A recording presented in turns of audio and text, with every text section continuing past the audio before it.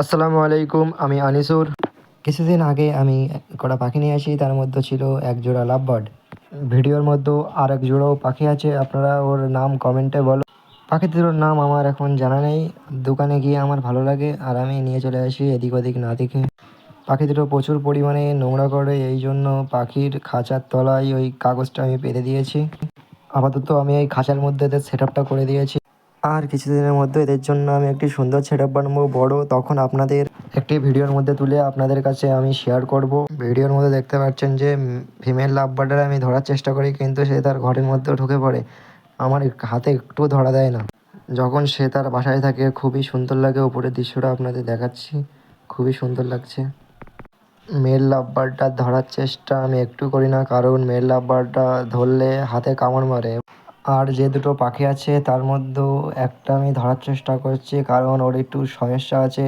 ওটাকে অবশেষে অনেকক্ষণ পর ধরতে পারলাম। ওর লেজে একটু পাখনা ভাঙা আছে, আপনাদের দেখাচ্ছি, আপনারা দেখো।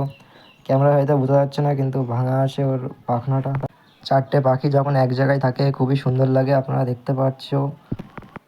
পাখিগুলোর বসার জন্য খাঁচায় জাল ছিল না, এই জন্য আমি একটা লাঠিকে পাখির খাঁচার ভিতরে ঢুকিয়ে দিয়েছি, ওর ওপরে পাখিগুলো বসে থাকে।